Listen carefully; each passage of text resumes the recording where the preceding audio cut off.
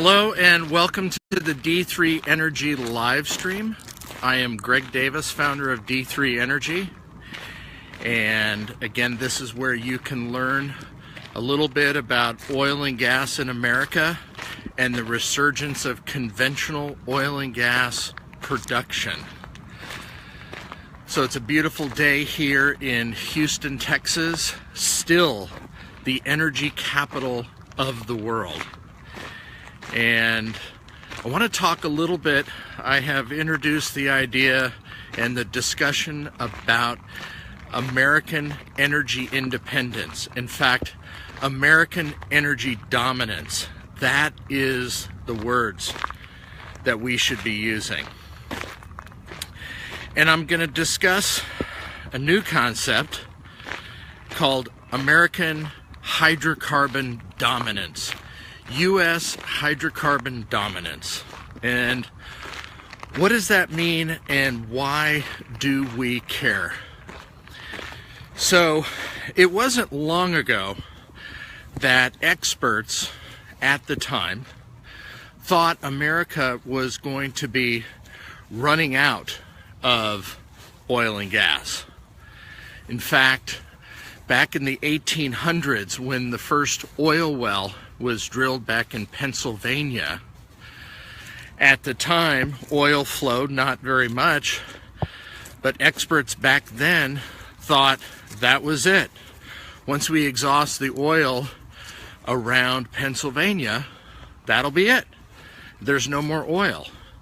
And then in the early 1900s, oil was discovered in Texas, and huge discovery called the Spindletop discovery out in Beaumont, Texas in 1900.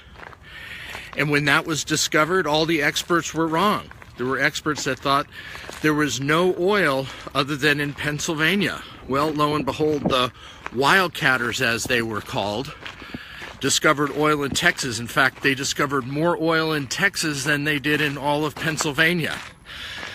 And that set off a whole nother oil boom.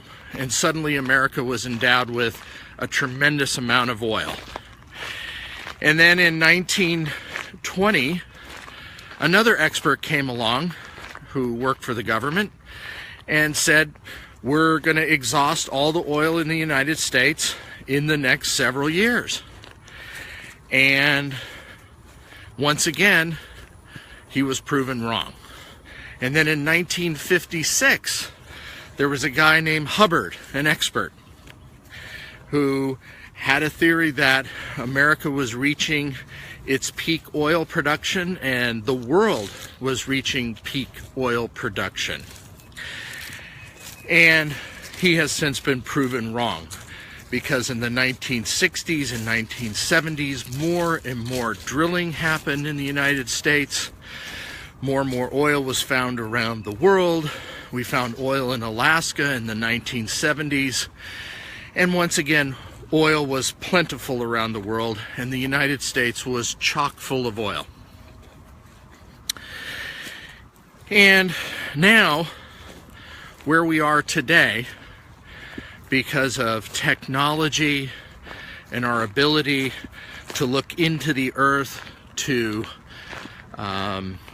find oil and gas in places that we never thought were there before. We knew it was there, but we couldn't extract it. So with new technology and new techniques, we have been able to find more and more oil. In fact, just this week, I went to a talk given by one of the industry's experts, a fellow named Alan Gilmer, who, great guy, and he's got a great company called Drilling Info. And if you don't have it and you're in the business, many of you who are in the business know about it. It's great, and it's a place you can go gather information about oil and gas in America, find out where it's being produced. Anyway, he is a data expert and an industry expert. And at this talk, he talked about an area that's very hot right now that many of you may or may not have heard of, but probably have, called the Permian Basin. The Permian Basin is one of the hottest areas in the United States because there has been huge amounts of oil and natural gas that has been now unlocked from these shale and tight rock formations that we've been able to now extract it because of technology, hydraulic fracturing, fracking, and there's so much oil there and there's so much investment going there. And Alan posited the theory that America will never run out of oil because of places like the Permian Basin, which his company and others have studied. And what his research has shown is that there is more than 1 trillion barrels of oil locked up just in the Permian Basin alone. 1 trillion barrels. That's 3.5 Saudi Arabias of oil. And depending on price and technology, there's so much oil there that America may never run out. And when you combine that with the oil that is in the Permian Basin, in places like Alaska, where not too long ago several companies have found huge resources there, but because of pricing and some of the political environment there, that they haven't tapped into it. But it's there, and there's tens of billions of barrels of oil there. There's billions of barrels of oil in conventional reservoirs, as I have been talking about throughout the United States, in places all around Texas other than the Permian Basin, in South Texas, in East Texas, in Louisiana, back east in Pennsylvania and Ohio. So when you couple this research that people like Alan have uncovered, trillion plus barrels in the Permian Basin and billions of barrels in other places, unconventional with fracking and conventional resources, America has so much oil and gas, we will never run out. And his theory goes on to say, we won't run out before the hydrocarbon age ends. And what does that mean? That means that we have enough oil for the next 100 years as technology and as new renewable fuels are discovered. Technologies are developed to get fuel from hydrogen and the sun and other sources.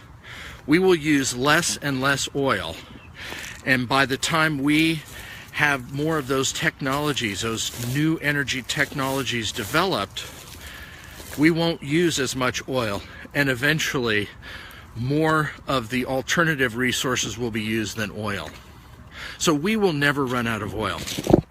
And one of the reasons that it matters, the reason that the Trump administration, our new energy secretary, is talking about energy independence, energy dominance, is it wasn't long ago that the United States was held hostage several times by foreign countries, dictators, foes of ours, who basically used oil as a weapon.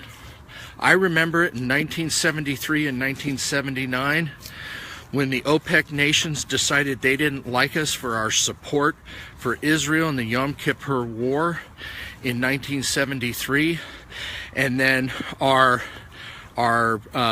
non-support or our perceived aggression against Iran during the 79 revolution. OPEC cut us off from oil. And what did that do? The lines at gas stations were around the block, and America had shortages of oil. And suddenly the world economies were in turmoil, and America was essentially held hostage by the OPEC nations. And we were all afraid we were running out of oil.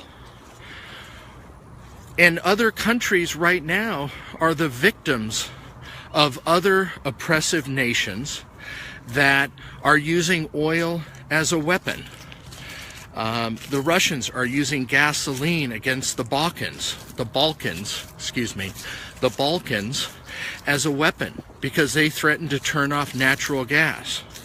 Or you have got the recent vote in Kurdistan, the northern part of Iraq. They have decided to separate and become their own nation. Well, you've got countries like Turkey now who are saying, we're going to cut you off. You know, again, oil as a weapon or oil as a problem. Having oil and our own supply means America is strong, means America is powerful. Oil means power. And it's not that we abuse that power, but it allows us to control our own destiny. Because we have so much oil and gas remaining in these conventional and unconventional reservoirs, because we can decide to tap more and more of our own supplies, our economy is protected. And it also means many other things, which I'm going to get into in subsequent videos, such as jobs and our economy and our trade imbalances. The more oil and natural gas that we export, the more we are imbalanced in trade around the world. And we've got countries like Poland and the Balkan countries who are excited because America can now export natural gas. And because we can export natural gas, and as President Trump promised them, we will export it to you, these countries like Poland and the Balkan countries now have more influence and don't have to be so beholden on the Russians or foreign countries dictating what they can and can't do. And the same thing will go for Europe. So, we control our destiny right now, and it's exciting. And I hope you get excited about it too. And it's so America can continue our tradition of being the strongest nation in America, or in the world, excuse me. America can continue to be the strongest nation in the world, which leads to world stability. So, that's my talk for today. Continuing with the series, the discussion about American energy independence, American hydrocarbon dominance, with all the oil and gas we have here and all the technology and American ingenuity, which we can use also, we can export that to other countries. It means we control our energy destiny. It means that we can help other countries get in control of their destiny, energy destiny, which means prosperity, and it means a safer America. So, I'm Greg Davis, enjoying a walk here in Houston. Again, the energy capital of the world. It's a beautiful place, and I thank you for spending time. And please take a little time to share these videos with your friends. Help me, help the D3 team, help America build this momentum. You're a part of it too, and I ask for your help. Share the videos with your friends. Invite them to click like at the D3 Energy Facebook page. We also have a Twitter page, and we also have, I don't do it anyway. Lots of social media. Anyway, thank you for spending time with me today, and have a great day, and we'll be back. And keep looking for the articles I'll be posting, which give you further backup information about these topics that I'm talking about. Thanks.